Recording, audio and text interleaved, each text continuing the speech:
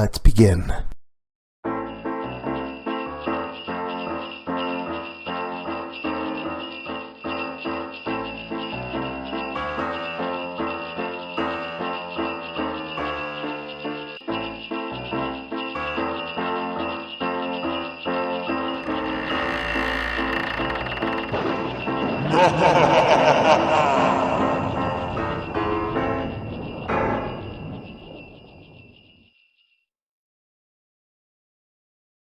Hey there, scary story fanatics! Welcome back to Cleaving Thought from Bone with your host, Sociopathic. It's time for the Christmas special, and oh boy, do I have a present for you. So if you're ready to hear a classic like you've never heard it before, grab a gift from beneath the tree, marked to you from me and all of my hard-working collaborators. A little story that I like to call The Terrible Life of Bailey George.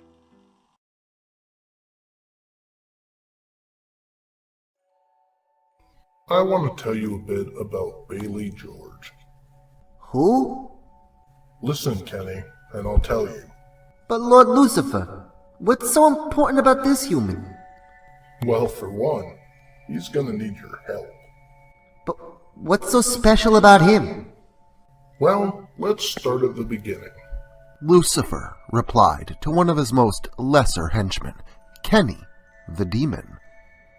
Kenny was new to hell, in relation to the endless oceans of eons of time, that is, and was more than eager to sit at his master's feet and hear all that he had to say.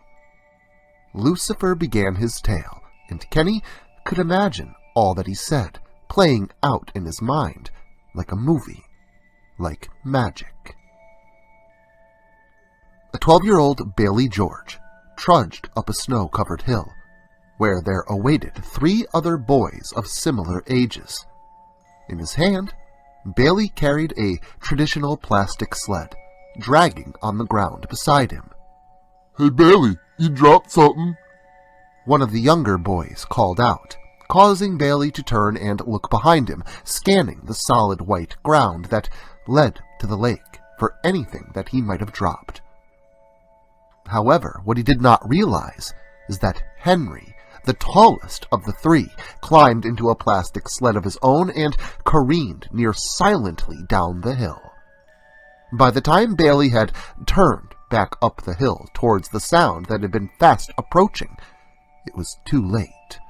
The sled connected hard with his ankles, sweeping him off both his feet and knocking him to the ground, shoulders first, the sled having passed beneath him while airborne. As Bailey laid there, collecting his thoughts, he could hear the other 2 boys laughing at him and his misfortune. They were supposed to be his friends, but whenever Henry was around, they acted like dickheads. "Sorry there, twerp. You're not gonna cry, are you?" Henry berated Bailey as he approached him, carrying his own sled as well. "Fuck you, Henry! I'm telling Mom!" Bailey yelled at his brother. Henry charged at Bailey, sled in hand, before rearing it back and swinging it at him, knocking him back to the snow. "If you tell Mom, you're a dead man." Bailey started to cry. "Hey Henry, we have to get going. See you tomorrow at school?"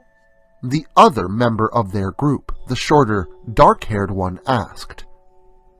"Okay, Tommy. See you pussies later. You and Randy both." Henry replied to Tommy and his blonde-haired cohort standing beside him. But you said that I could take that sled next. You said..." "Shut up, twerp. I'm not done with it. This one's faster." Henry grinned, passing by his younger brother, heading towards the crest at the top. Bailey began to cry, knowing it was starting to get dark and that he would likely never get a turn with the faster sled. He'd hoped his dismay would garner some sympathy, but it didn't.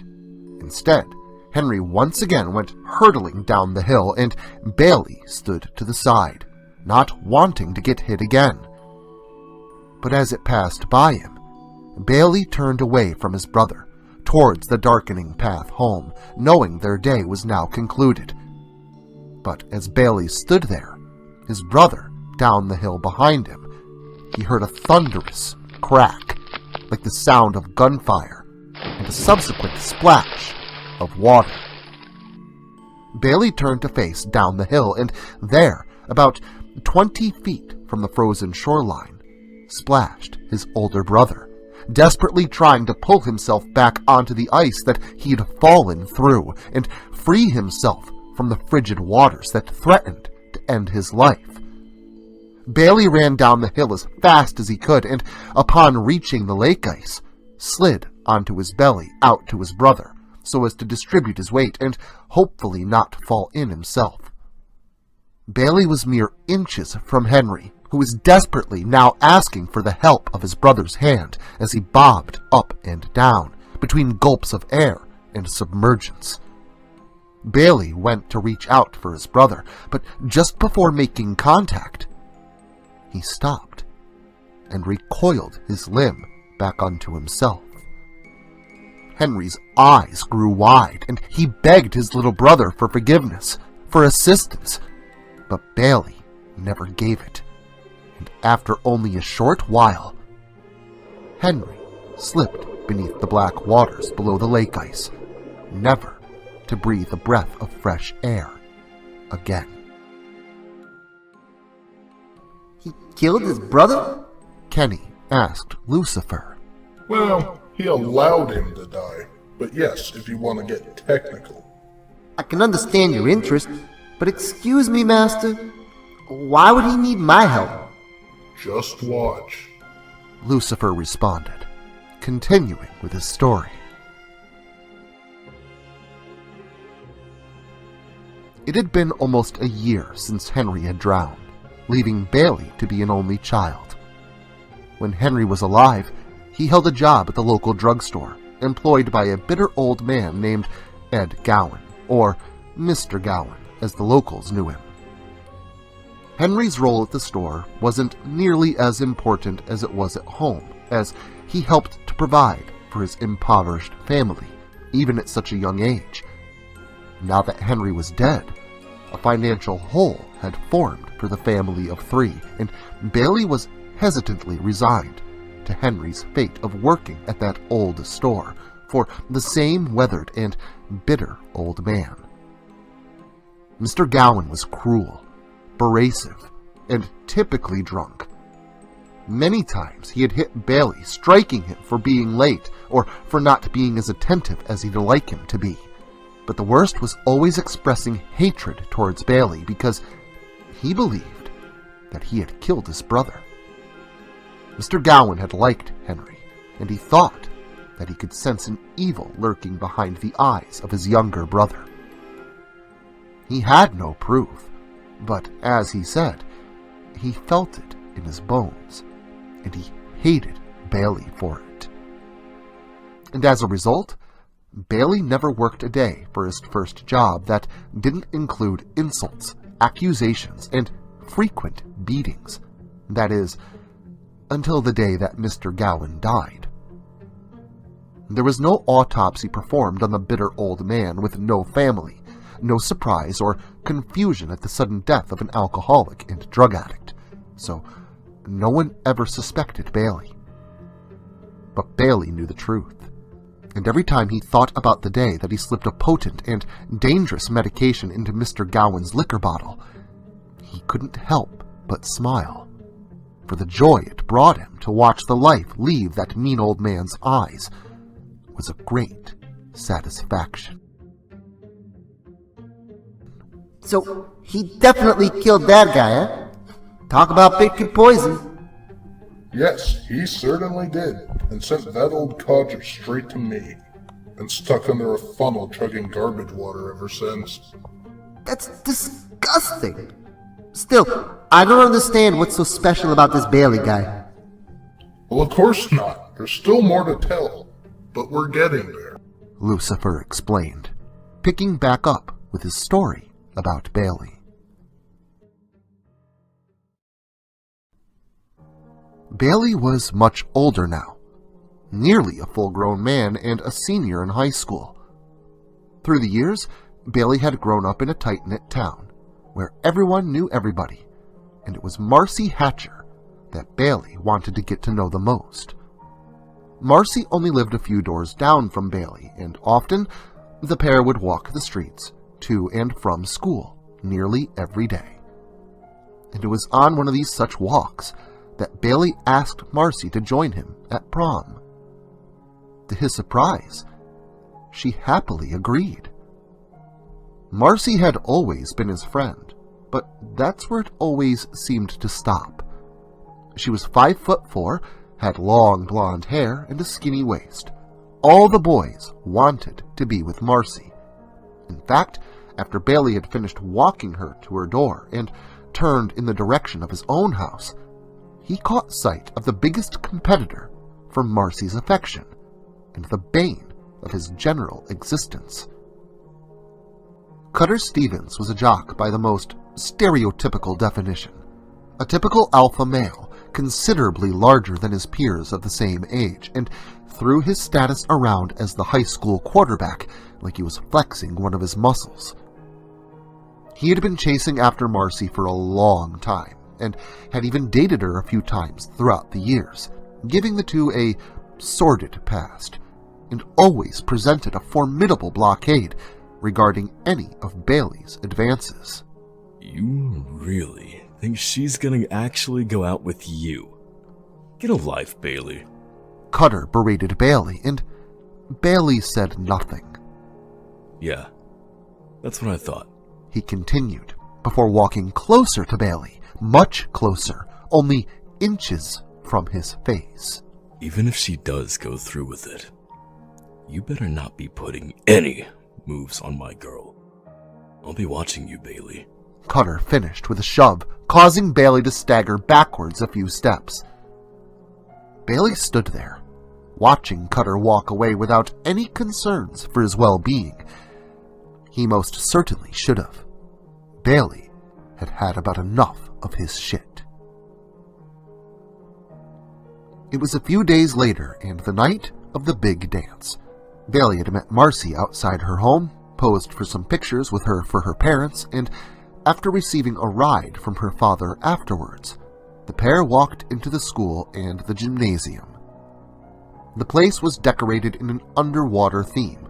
Cool colors and glittering streamers were everywhere to be seen, and all who attended seemed to be having a grand old time. It wasn't long after some punch and light refreshments that Bailey and Marcy were out on the dance floor, showing everyone how to swing. The duo had obviously been practicing, or were at the very least quite talented, because as they danced, the crowd around them seemed to back away, allowing the two of them to have their moment in the spotlight. However, from the back of the crowd, and standing next to a small control panel, stood a resentful Cutter. Cutter hated seeing Bailey with Marcy, and decided that this was the perfect time to spoil their fun. With a smirk, and using the key that he had lifted from the faculty earlier that week, Cutter engaged the controls, causing the gymnasium floor to split down the middle and slowly recede, revealing the waters of the school's pool beneath. The crowd all backed away from the widening gap, and once everyone realized Marcy and Bailey were still happily swing dancing, their backs turned to the opening, not noticing what was happening. All who were once cheering were now yelling for their attention. But cheers and screams sound very much alike, and the pair thought that they were just playing to an excited crowd, until they backed up just one step too far and tumbled backwards into the school's pool with a splash. This caused Cutter to snicker, proud of the mischievous deed that he had done.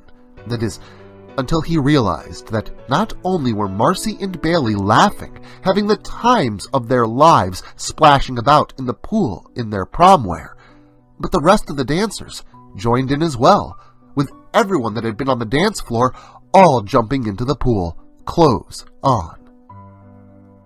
Cutter watched for a few more minutes, dismayed that things hadn't turned out like he had planned.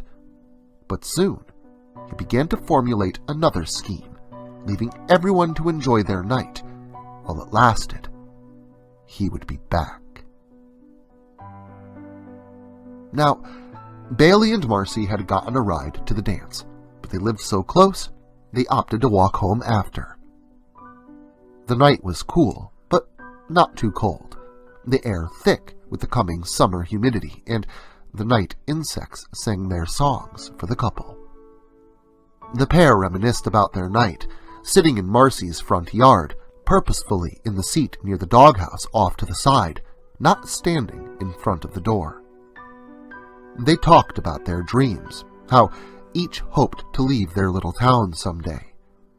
Bailey intended to work for a year after high school in the Potterson's mine, saving up the money for college and starting his life elsewhere. Marcy dreamt of making a perfect little life for herself and someday her children, no matter where she lived. She wasn't adverse to living someplace else, but she didn't mind a small-town life either. Bailey went on to say that she didn't need to settle, that if she wanted, he would lasso the moon with a rope and pull it from the sky. If that's what she wanted, he'd do anything for her.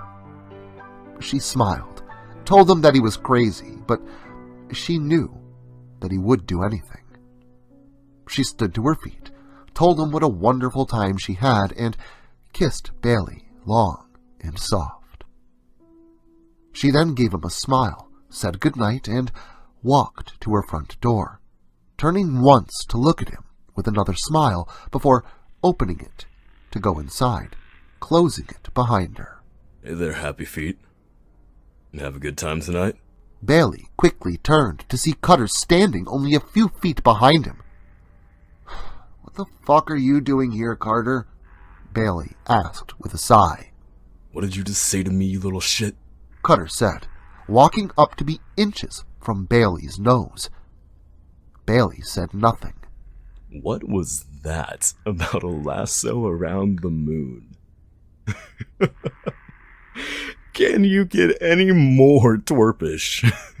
Cutter laughed, and as he did, his words echoed in Bailey's mind. A lasso. That's right, Cutter. A fucking lasso, Bailey said, picking up the dog chain at his feet, causing Cutter to go silent, perplexed by Bailey's sudden brashness. Only first, Cutter, Bailey said, before whipping the chain up over his head and around Cutter's, just like a lasso. Bailey tightened the chain as Cutter reached up for it, giving Bailey time enough to take up position behind him. First, I'm gonna wrap it around your fucking neck, Bailey said, pushing Cutter to the ground and pulling back on the chain. Cutter choked and gasped for breath, his face becoming red and swollen, discernible even under the moon's light. Bailey pulled hard, keeping the pressure tight for minutes on end, not letting up until Cutter's bulging eyes rolled back white and his swollen lips had turned a cyanic shade of blue, a fat tongue hanging loose from between them. Finally, Cutter was dead. After looking around to make sure that no one had seen him, Bailey smiled, knowing the nature of the deed was about as stealthy as he could have made it. A long night of relocating a corpse across town without a single prying eye to spot him filled his time, and after weighing it down in the Eastern River, allowing the catfish and turtles to do what they do best, it wasn't until nearly daybreak when he had finally made it home. Luckily for Bailey, Cutter's body was never found, and eventually he was deemed a runaway. Things would play out mostly as he had hoped, with him and Marcy marrying soon after high school.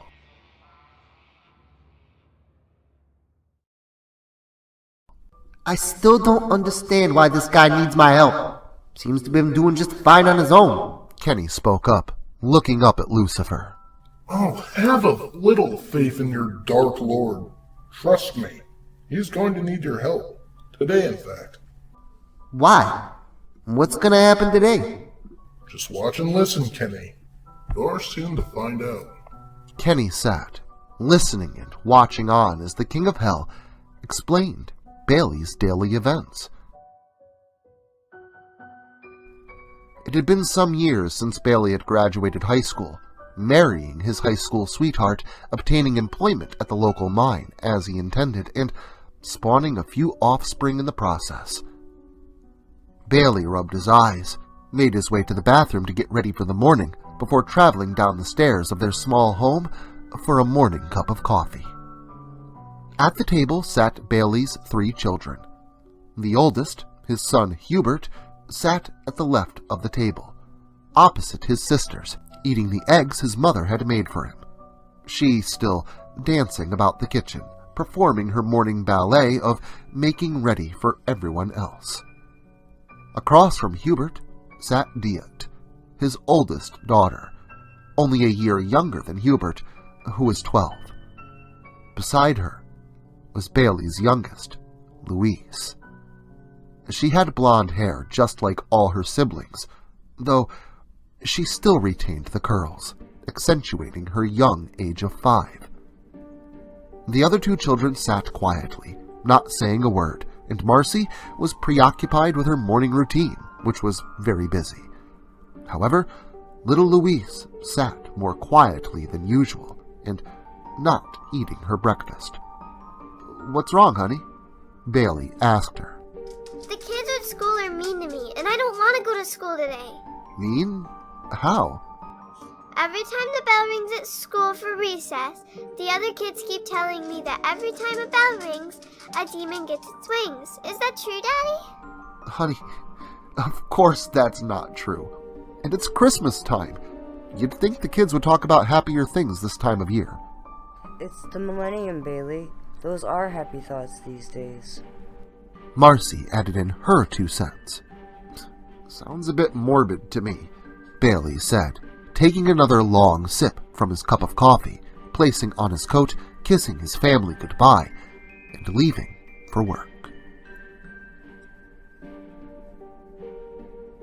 The mines weren't far, but Bailey grumbled to himself all the same, all the way to the car and then all the way to work. He hated his job, and his resentfulness on how everything had seemed to work against him had grown, being noticed by even his wife and children. Marcy was happy. She never had a strong desire to leave this little town in the first place, but Bailey had planned on only staying 1 year, working at the mines long enough to save up enough money to leave, but love has a way of ensnaring the willing, and Bailey put his dreams on the back burner for a while so as to marry the love of his life. Unfortunately, the only person handing out jobs in this town was also the only person to buy a house from as well. Mr. Potterson, of the Pottersons and Sons Mining Company, was also the primary realtor in the area, and to call him greedy was an understatement. Every time Bailey thought he may be able to get ahead, his sizable mortgage put him back into place, and his place being this nowhere backwater town. He'd asked Potterson for a loan against future wages in the past, but it was declined without hesitation. As Bailey pulled into the main lot, he spied the office and muster house all adorned with twinkle lights and wreaths for the holiday, surrounded by a gaggle of vehicles that belonged to his various co-workers. That old Christmas tale by Dickens kept coming to mind, and Bailey couldn't help but let slip a small humbug from between his lips, especially upon seeing Mr. Potterson's brand new vehicle and his son's parked right next to it, also far newer and more expensive than anything that anyone in town owned.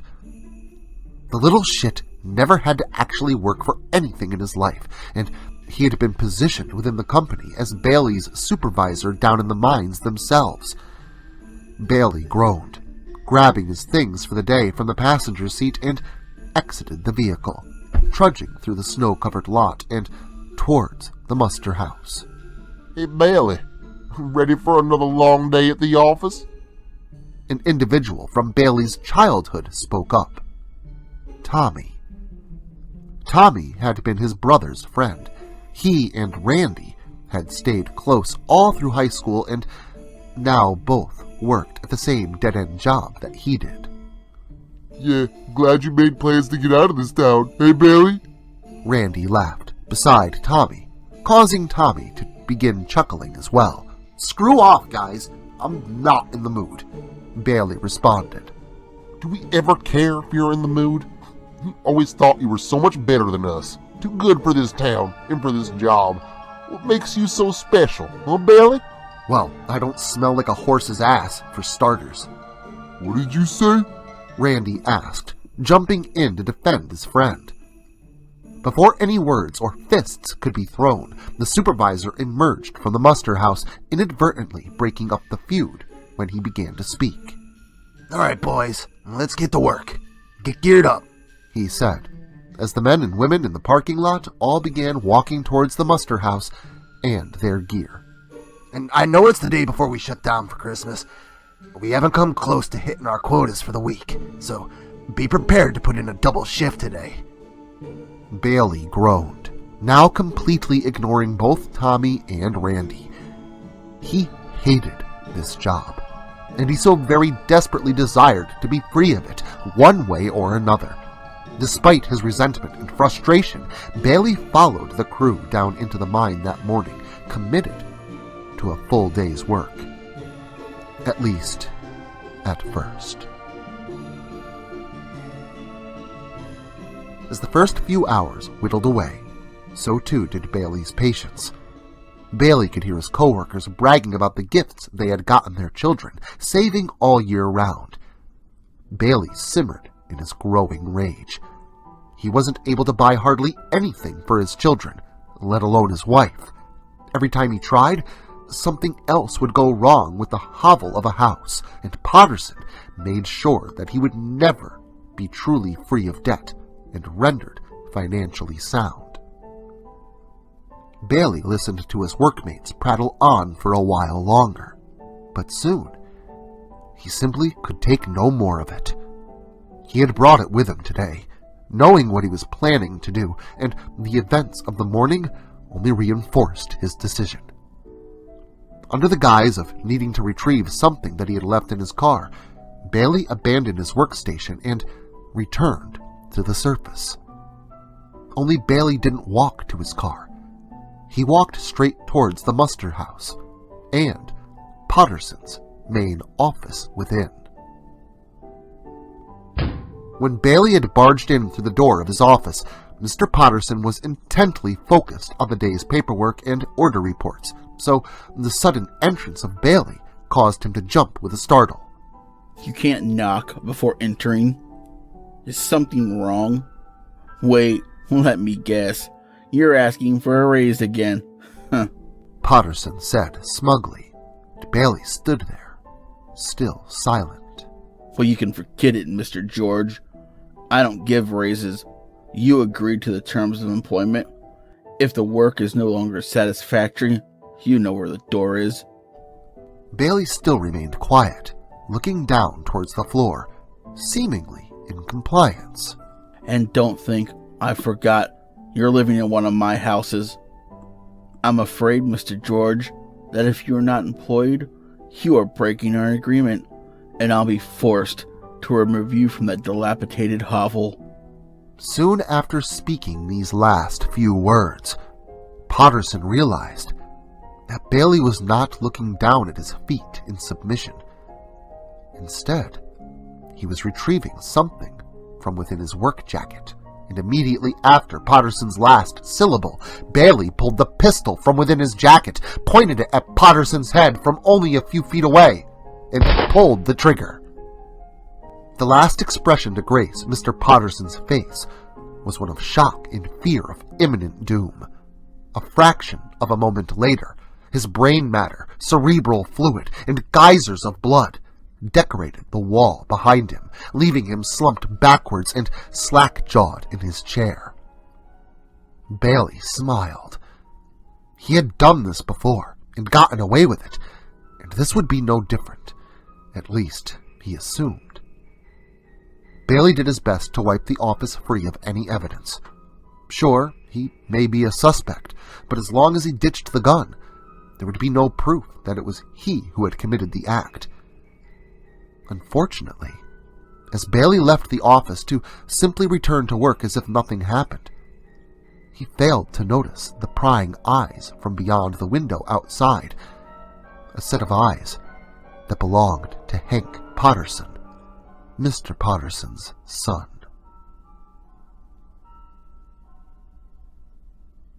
For Bailey and the rest of the crew, the rest of the day did not last long, and soon all exited the mines to begin heading home for a long-awaited holiday weekend with friends. However, upon arriving at the surface, in view of the lot, each individual stopped shortly after leaving the entrance, discussing amongst one another the things that were playing out before their eyes. The lot was a bustle with police cruisers and a coroner's van. Bailey stopped wondering why everyone had ceased their strides and began to panic. His fear was momentary as he assumed that someone must have discovered the body of Mr. Potterson and the police were here to simply ask questions. However, his trepidation returned tenfold upon seeing two uniformed police officers dressed in mining PPE making a brisk beeline in his direction. They must have been preparing to enter the depths of the mines when the workers had emerged from within. "Excuse me, are you Bailey George?" One of the policemen said as they approached. Yeah? Why?" Bailey responded, acting confused. "Seems your boss was found murdered, and an eyewitness says you did it. You're gonna have to come with us," the cop continued. "You have the right to remain silent." The other cop began reading Bailey his rights while his partner grabbed his cuffs, ready to wrap them around his wrists. Before the other uniformed officer could even finish the first sentence of the Miranda rights, Bailey took off like a shot, away from the cops and towards his car in hopes of getting away. "Stop, or we'll shoot!" The first and older of the cops warned, raising his gun into the air and firing off a single warning shot. However, Bailey assumed that they were now shooting at him and pulled the gun from inside his jacket and fired upon the policeman in response, hitting the older one in the chest and knocking him down. The younger cop, in full police and mining gear, bent down to inspect his partner, giving Bailey enough time to get into his car and start driving away. Before Bailey could make it from the lot, the young officer fired a few shots off back at Bailey's car, sending one careening through the rear windshield and burying itself deep into the dash. Bailey had made it away from the cops with his life, but he knew it wasn't over.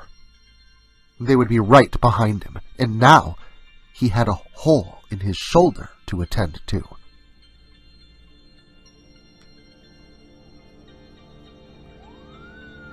Bailey had made it back to the town of Redford Falls, but by the time he did, both the sounds of sirens wailed ever closer and closer in the distance, and the pain in his shoulder was demanding attention. Trying to make haste, Bailey slid around the corner of a side street leading to his town, but the snow that had begun falling outside had begun sticking to the roads, and with the pain in his shoulder not allowing him to move his arm in the ways he wanted, Bailey lost control of the car, sliding across the slick pavement and into a large Frosty the Snowman decoration set up in someone's front lawn for display. Bailey tried and tried to gain traction and get away once again, but his drive wheel was buried deep into the ditch, and the car wasn't going anywhere. "Fuck!" Bailey screamed, hitting the steering wheel with his fists before getting out of the car. "Hey, what the hell are y'all doing? This snowman was my mother's and she died like 10 years ago, man. What the hell?" The resident of the house began shouting, approaching Bailey, having exited his house without Bailey noticing. "What are you gonna do to pay for this?" "Fuck you," Bailey said, before laying him out with one punch to the face, too pissed and in a hurry to listen to this man's shit. The sounds of police sirens were getting closer, and he knew that they would see the car. Bailey began running down the street, away from his car, to his home, and towards the bridge leading to Main Street.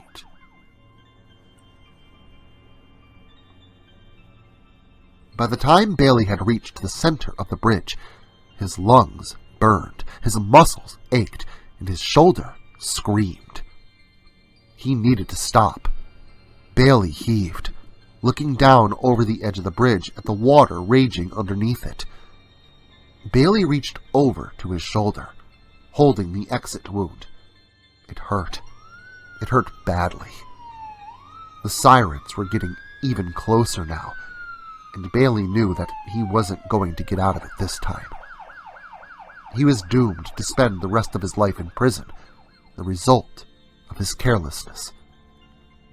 Now, the raging waters looked more inviting, like a way out of this mess. He couldn't let them take him to jail.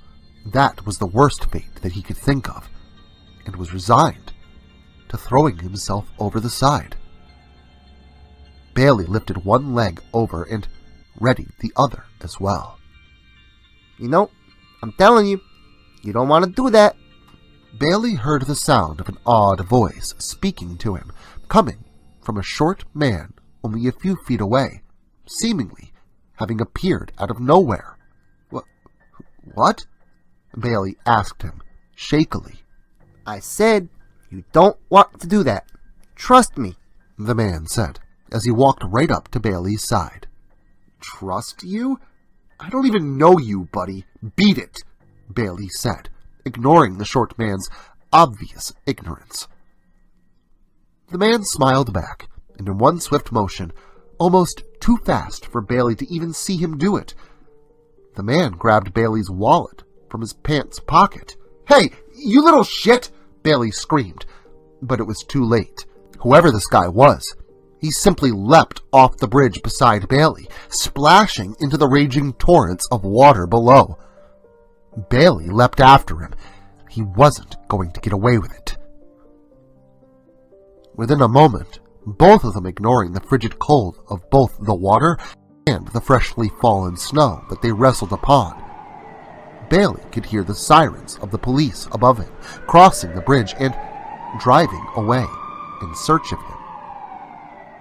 They had swam to shore within seconds of being submerged, Bailey 100% focused on making this man pay for his compulsory action. You little bastard! Take my wallet and see what happens to you, Bailey yelled as he pummeled the man on the ground beneath him, punching him square on the nose one last time and snatching his wallet back from his hand. Well, it's a good thing you listened to me, eh? The man said happily to Bailey, confusing him. What are you talking about? You stole my wallet. You didn't accomplish anything, Bailey interjected. Sure I did.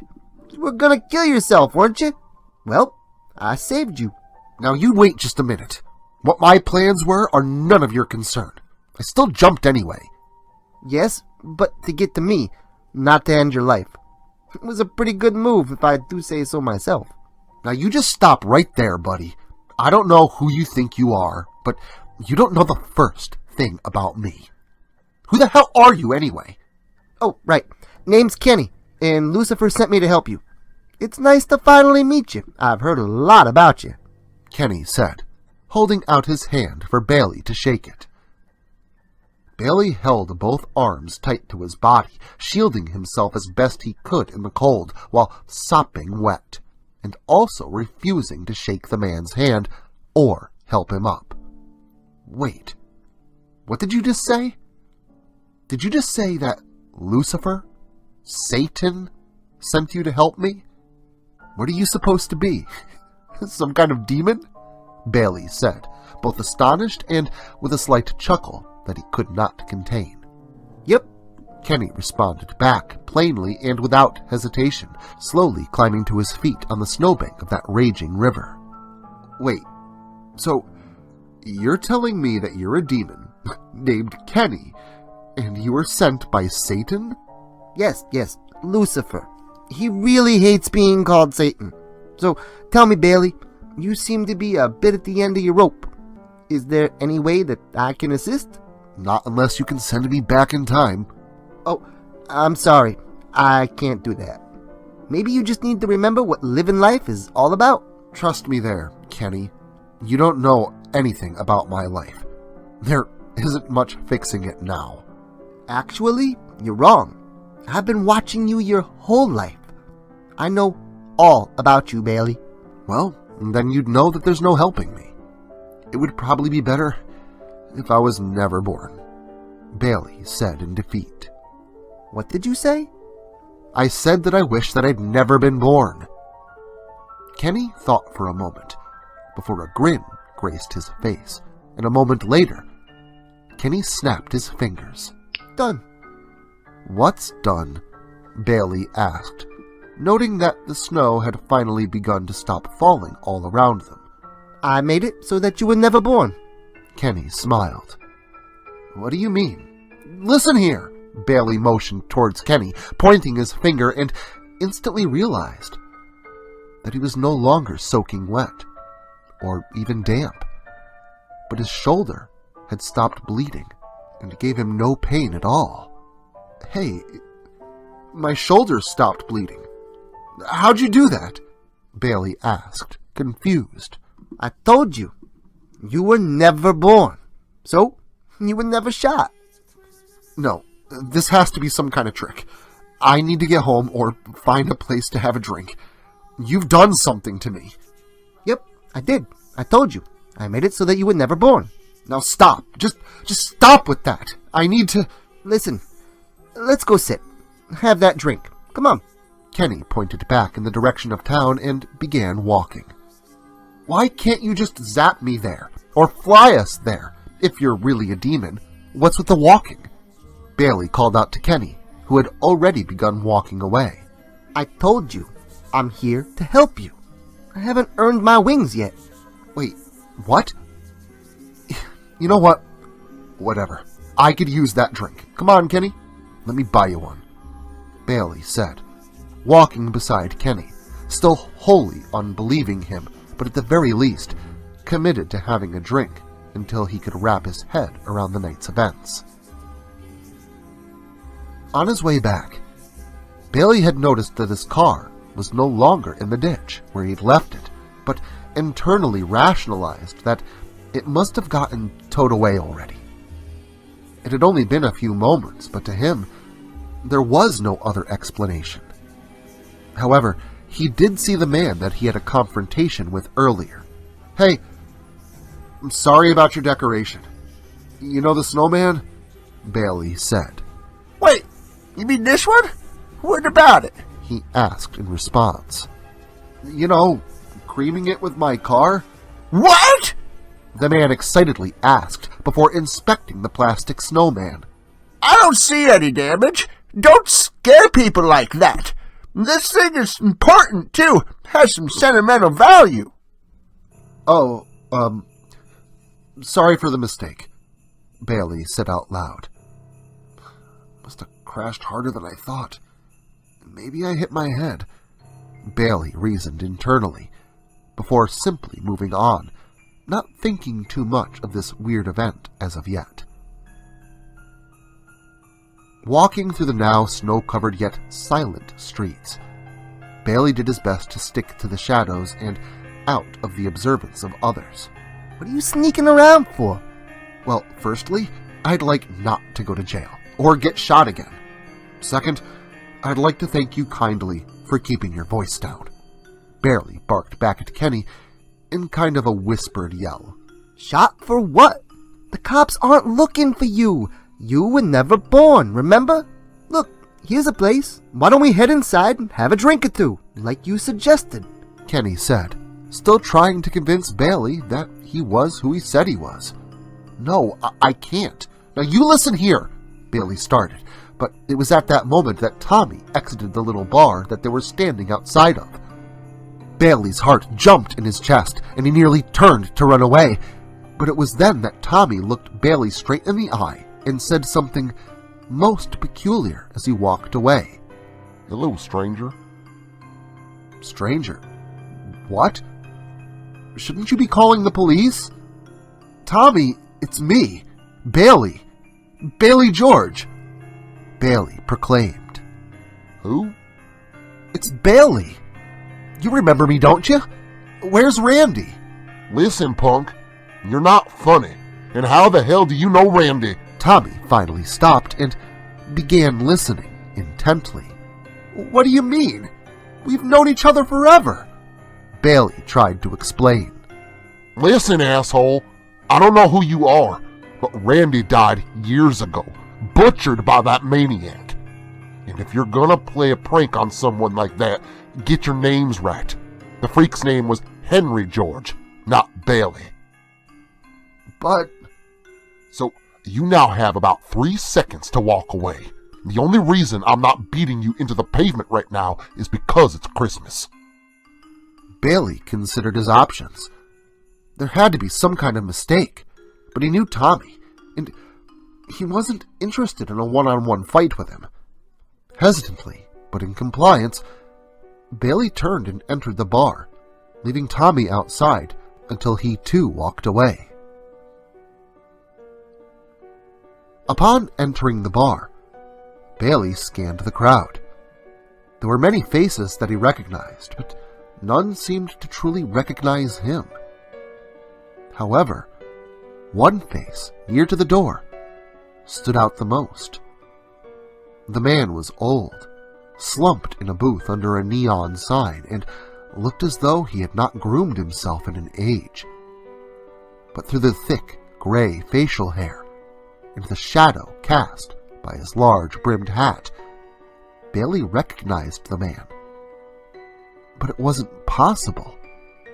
Mr. Gowan?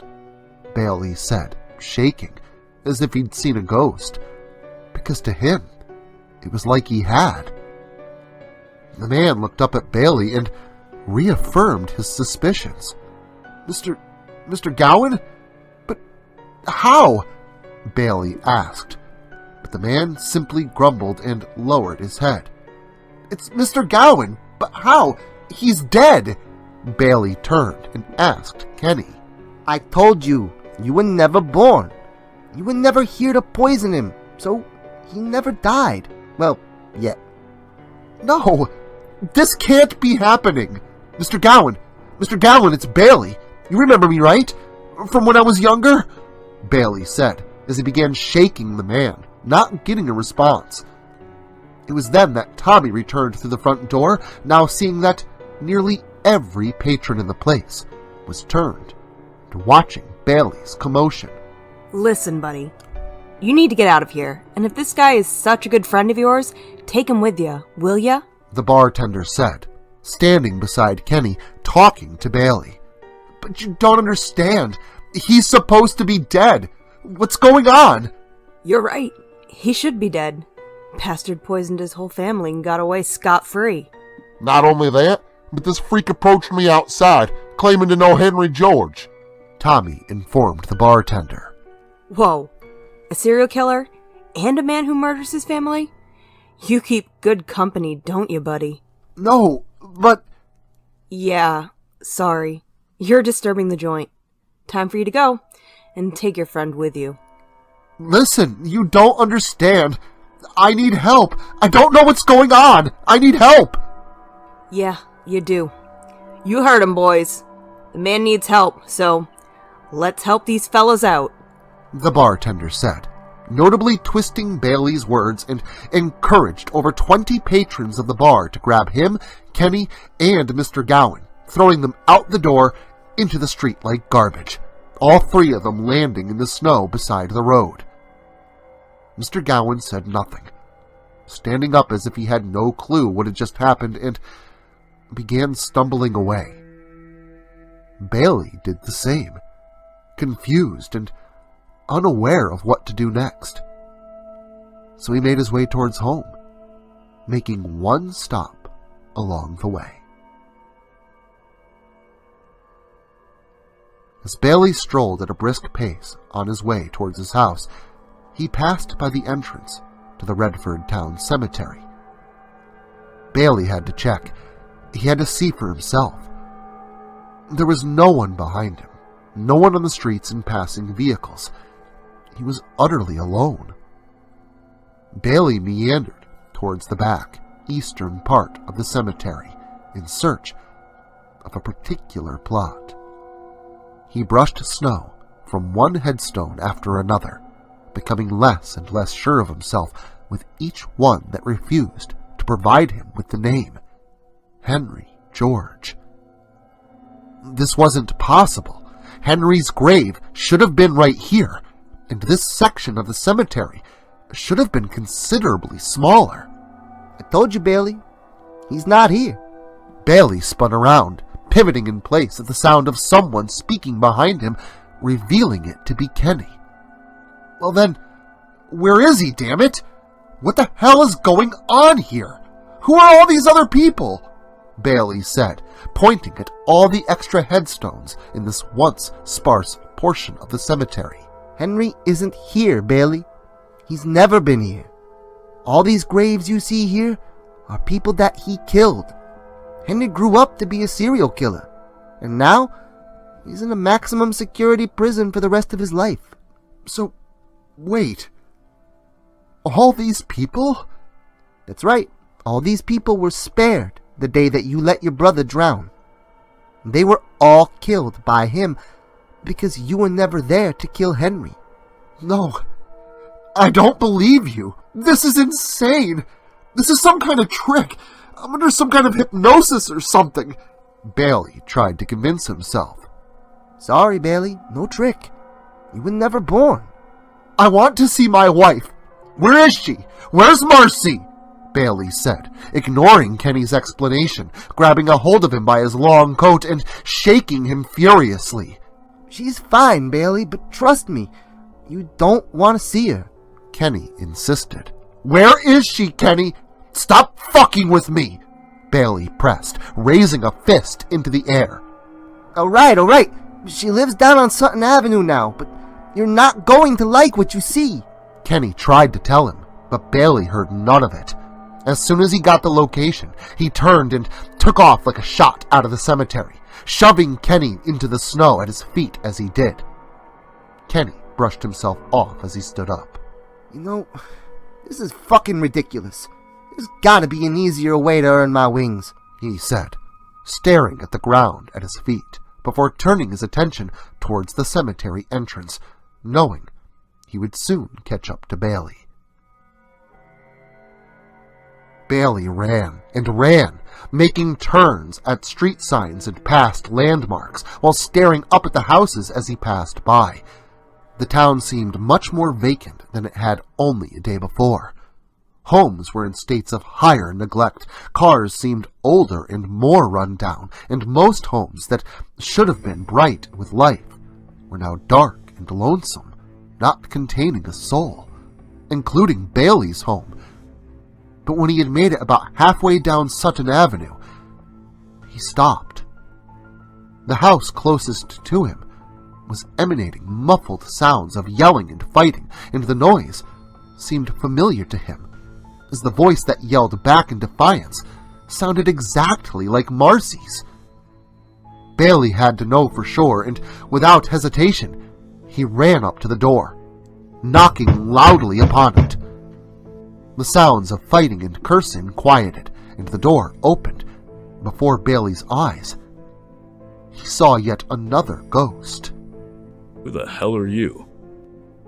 Bailey was shocked into speechlessness, as before him, staring him down as he did all those years ago, was Cutter. Bailey opened his mouth to speak questions he had no idea how to formulate, but those inquiries were instantly subdued when Bailey spied the woman standing behind Cutter. It was Marcy. Her hair was shorter. She had a swollen black eye and had obviously been recently crying. But it was certainly her. Marcy? Marcy! It's me! It's me, Bailey! Hold on a second, buddy.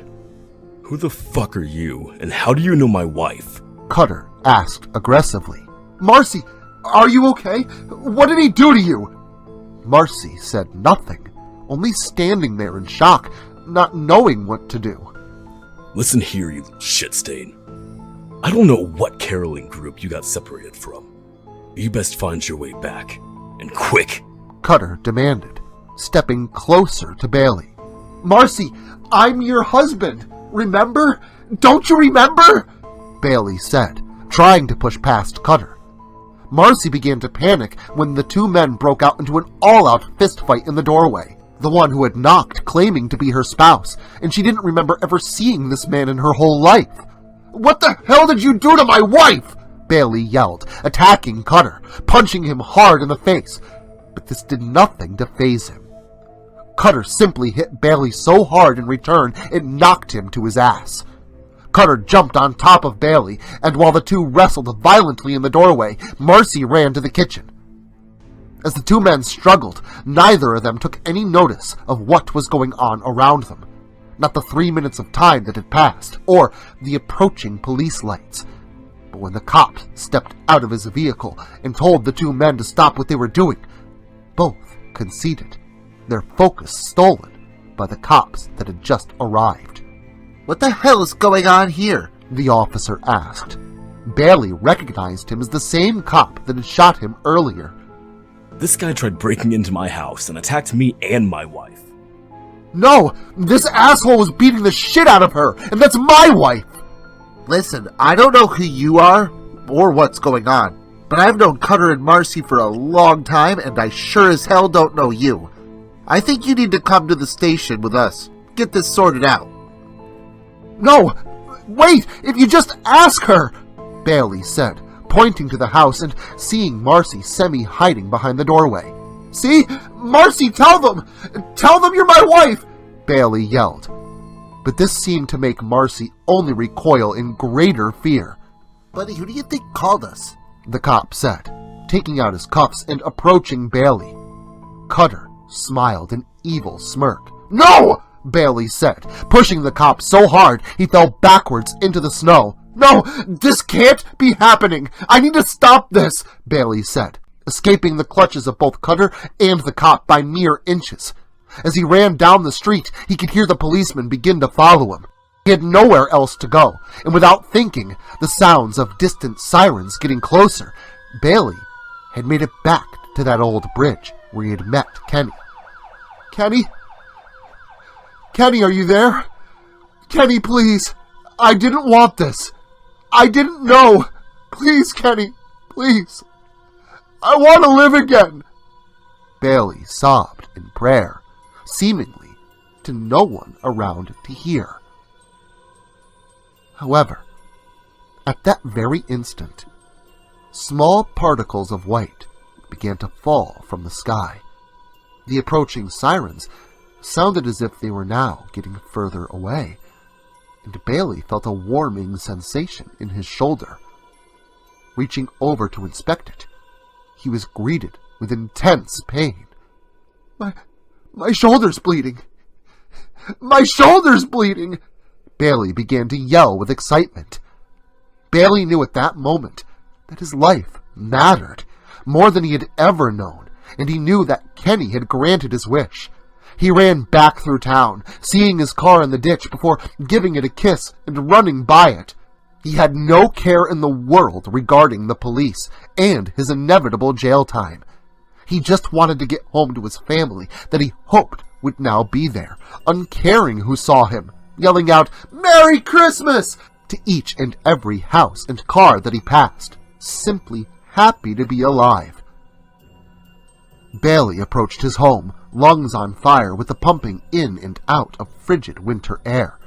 He was covered from head to foot in fallen snow when he burst through his front door, lights on, happy to see his wife and 3 children standing beside the tree. Daddy! Louise, the youngest, exclaimed upon seeing her father. Honey, are you okay? The police are looking for you everywhere. Marcy informed him. I know. I'm going to jail for murder. Isn't it great? Bailey said, uncharacteristically happy about the situation. Marcy opened her mouth to ask more questions, but Bailey cut her off with a hush, pulling his children and wife close for a family embrace. The sound to the front door slamming open caught everyone's attention, and when he turned to look, the first thing he noticed was the barrel of a gun pointed right at him. "You killed my father, you son of a bitch," the man said, and Bailey recognized him as Potterson's son. "No, wait, please," Bailey began, but it was too late. The bullet ejected from the barrel of the gun and penetrated Bailey's skull at point-blank range. In shock, Marcy and her children watched their husband and father tumble backwards into the tree, pushing it over, and then, as if by magic, time seemed to stop. Bailey held up by some invisible force halfway through his fall, and the gun smoke still hanging in the air like paint, undissipating. The mortals didn't see the two figures who entered the room next from through the front door. One of which was Kenny, looking confused at Bailey with the bullet wound in his head. "I don't understand. I thought I was supposed to help him," Kenny said, looking back at the figure enveloped in shadow behind him like living black smoke. You did. And because you did such a good job, I think you finally earned your wing, Lucifer replied. "But you wanted him to die then, right? Then what was the point? He was gonna kill himself anyway." Because, Kenny, if Bailey had ended his own life, this gentleman here would have never pulled the trigger, Lucifer explained, pointing at Potterson's son. And now, instead of just one, both souls are damned to hell. Lucifer finished, causing a large grin to form ear to ear on Kenny's face. As the two walked out of the room, time resumed. A family screamed, and Bailey's body finished tumbling, kicking over the tree with him, and ringing every bell hanging on its boughs. Well, I suppose no matter who you are, you should be thankful for all you have. Even if your mark on the world is a stain, it can still benefit others, such as the demons meant to usher you to hell. But if you're not ready to give up on the season just yet, slide in next weekend for one last holiday treat. And until then, remember to like, share, subscribe, and turn on notifications so I can catch you all again next Saturday.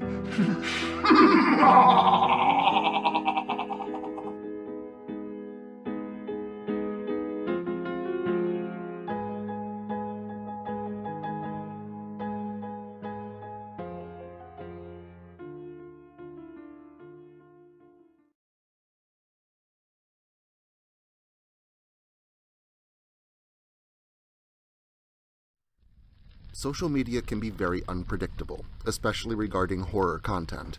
If this content gets removed, all new content will be simultaneously presented on various websites provided in the description to this video. Make sure to follow me in other digital spaces so that you never miss out on the terror. Also, if you like this video, make sure to leave a comment and hit the like button. It helps the channel a lot. If you're new to the channel and you enjoy what's here, consider hitting that subscribe button and the notification bell so that you never miss an upload. Writing is a dream of mine, and it's all of you that make that dream come true.